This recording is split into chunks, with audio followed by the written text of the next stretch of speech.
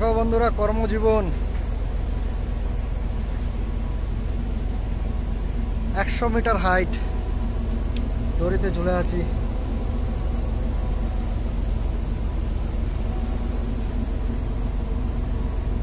একশো মিটার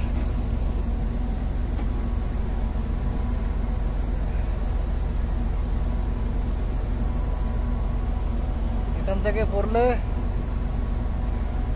কাহিনী শেষ। এখন অবশ্য সিস্টেম নেই, প্রচুর সেফটি নিয়ে আছি, এগুলো সব সেফটি। এই যে দড়ি, এই দড়িতে ঝুলে আছি। যাই হোক, বাড়ি থেকে এসছি প্রায় 3 মাস হতে চললো। পরিবারের কথা খুব মনে পড়ে, যখনই কাজে আসি খুব আপসেট হয়, মনে হয় যে কখন বাড়ি যাব, কখন বাড়ি যাব, কখন আমার দিন আসবে বাড়ি যাওয়ার। বাড়িতে থাকলে মনে হয় কত তাড়াতাড়ি ছুটির দিনগুলো শেষ হয়ে যায়, কিন্তু কাজে এসে ছুটির দিনগুলো মনে হয় প্রতিটা দিন এক একটা দিন বিষাক্ত, শেষ হতে চায় না। খুব কষ্ট।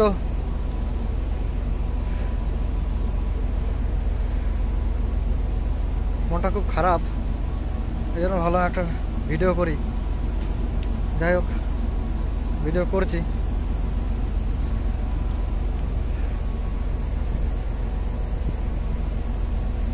পেছনটা দেখতে পাচ্ছ, খুব সুন্দর, দারুণ ভিউ।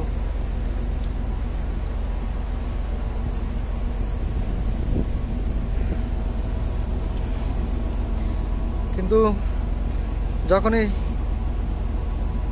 মনটা খুব খারাপ হয়, পরিবারের কথা মনে পড়ে, কিন্তু পরিবারের কাউকেই বোঝাতে পারি না যে তাদের কথা আমার মনে পড়ছে বা কিছু। তাদেরকে আমিও খুব মিস করছি, বিশেষ করে প্রিয় মানুষজনগুলোকে আর প্রিয় মানুষটিকে। বিরক্ত লাগে, কিন্তু কিছু করার নেই, আমরা ছেলে, আমাদের এটাই জীবন।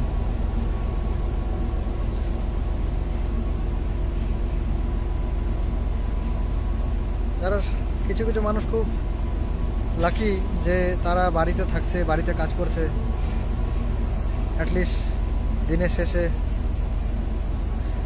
পরিবারের সঙ্গে সময় কাটাচ্ছে। কিন্তু আমাদের সেই কপাল কোথায়? প্রবাসী প্রবাসী বলে কথা, টাকার পেছনে ছুটতে ছুটতে নিজের জীবনটাকে এইভাবে কাটিয়ে দিচ্ছি পরিবার ছেড়ে। যাই হোক, এতে আমি খুশি, দুঃখ তো লেগেই থাকে। কিন্তু সবথেকে খারাপ মনে হয় যখন পরিবার ছেড়ে, প্রিয় মানুষ ছেড়ে যখন এইভাবে কাজ করি, খুব কঠোর পরিশ্রম হয়, খুব ক্লান্ত হই, যখন খুব কষ্ট হয়।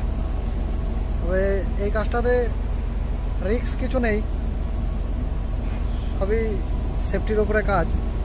এই দড়িতে ঝুলে আছি। সবথেকে মজার বিষয় হচ্ছে, ওই যে দেখুন, এই যে গ্রিন হেলমেট পরে যে রয়েছে আমাদের সুপারভাইজার, দিন গেলে 18,000 টাকা বেতন নিচ্ছে। একদিনে 18,000 টাকা, ভাবতে পারছেন? আজব। যাই হোক, ভালো থাকবেন। মনে হলো একটা ভিডিও করে, এই জন্য করলাম। এই ভিউ আমার, এই আমার রোড, এই ঝুলে আছি, এরকম পায়ের নিচে কিছু নেই। ভালো থাকবেন, আর মিস ইউ মাই ফ্যামিলি। ভালো লাগছে না।